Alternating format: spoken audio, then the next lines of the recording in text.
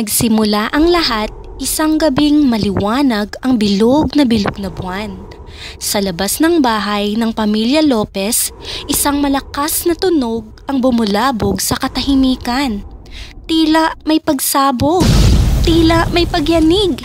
Nagising ang buong pamilya, pati na rin ang pusang kanina lamang ay naghihilik pang natutulog sa tabi ng basurahan. Sa basurahan, nagmula ang kakaibang tunog. Ano kaya yun?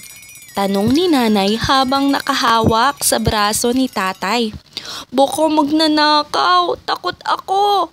Ang tanging nasabi ng anak na si Boyet. Humanda sa akin ang magnanakaw na yan. Di ko siya uurungan. Matapang na wika ni tatay kahit medyo nanginginig sa magkahalong lamig ng gabi at kaba sa dibdib. Papalapit na ang pamilya sa pinto. Kablag! Bumukas ang pinto at sa kanilang natanaw, di nila napigilan ang mapasigaw. Ew! Sigaw ni nanay. Oh! Sigaw ni tatay. Ang baho! Sabi ni Boyet. Isang malaking tambak ng basura ang tumambad sa kanilang harapan. Dumungaw pa sila at kanilang nalaman, puno na pala ng basura ang kanilang kapaligiran. Kala ko pa naman halimaw, bulong ni nanay. Matulog na tayo, basura lang pala, sabi ni tatay. Subalit, nang pabalik na sila sa kanilang kwarto, mayroong humarang sa kanila. Isang batang lalaking nakamaskara, kapa at nakabota. Hep hep! Ako, si Basura Kid! Basura lang ba ang sabi nyo? Hindi nyo ba alam na ang tambak-tambak na basurang yan ay masahol pa sa halimaw? Sisirain nito ang kalusugan ninyo. Sisirain nito ang kapaligiran at mundo ninyo. Ang pagkalat ng basura ay dapat nating labanan! Tiningnan ni nanay at tatay ang tambak na basura. Naghalo ang nabubulok sa hindi nabubulok. Pinamamahayan na ito ng mga insekto at kumakalat na rin ang amoy na mabaho. Ang pagkalat ng tambak-tambak na basurang tulad ng basurang ito ay dapat nating labanan. Sigaw ni Basura Kid kasabay ng malakas na kulog at matalim na kidlat. Humanap si tatay ng malaking sako at dooy isinilid ang basura. Agad niyang itinakbo sa kotse at nagmaneho si tatay patungo sa pinakamalapit na ilog. Pagdating sa ilog, inihulog ni tatay ang basura sa tubig. Ayan, malulunod na ang mga basura at ligtas na tayo sa kapahamakan. Naku po, mali!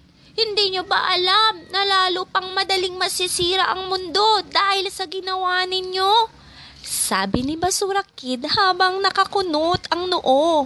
Lumusong siya sa tubig at agad kinolekta isa-isa ang basura sa ilog.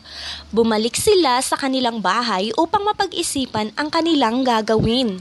Magdamag na inisip ng mag-asawa kung papaano lalabanan ang mukhang halimaw na tumpok ng basura. Sinubukan nila itong sunugin subalit lalo pang di nagustuhan ni Basura Kid dahil madudumihan daw ang hangin. Sinubukan nilang esprayan ng pabango ang basura subalit lalo pang nakasama dahil ang inispray pala nila ay may chlorofluorocarbons na nakasisira sa ozone layer. Parami ng parami ang basura. Paubos ng paubos ang oras. Nag-isip ang magkakakampi laban sa basurang gahalimaw sa laki at dami. Napailing si tatay, malapit ng mag-umaga. Tayo ang lumikha ng mga basurang ito, kaya nasa ating mga kamay din ang paraan para di ito dumami ng dumami. Kailangang pigilan na natin ang pagdami ng basura bago pa tayo matabunan. Sabi niya. Alam ko na! Sabi ni Basura Kid, samahan niyo akong labanan ang pagdami ng basura. Nilapitan ni Basura Kid ang tambak ng basura. Ikaw, basura ka! Isesegregate ka namin! Yeah! Sinugod nila ang basura. Hiniwalay nila ang mga nabubulok sa di nabubulok. Kinuha nila ang mga basurang pwede pang i-recycle bilang mga kagamitan sa bahay, sa pamayanan at sa eskwelahan. Makalipas ang maraming oras, wala na ang gahalimaw na tambak ng basura. Yehey! Nasolusyonan na natin ang problemang ito. Alam na natin ang gagawin para di na muling dumami ang basura. Sigaw ni nanay. Sa bahay pa lamang, ibubukod-bukod na natin ang ating mga basura. Ang nabubulok at di nabubulok ay di pagsasamahin. Oo nga, salamat kay Basura Kid. Masayang sabi ni tatay. Nagpalingalinga si tatay upang hanapin ang munting superhero. Nasaan na kaya siya? Gusto ko po naman siyang pasalamatan. Samantala, patawa-tawang iniligpit ni Boyet sa ilalim ng kanyang kama ang kanyang maskara, kapa at bota. At dyan nagtatapos ang ating kwentong Basura Kid at iba pa. I-subscribe at i-like ang Unli Space Channel para sa mga susunod pang mga kwento. Paalam!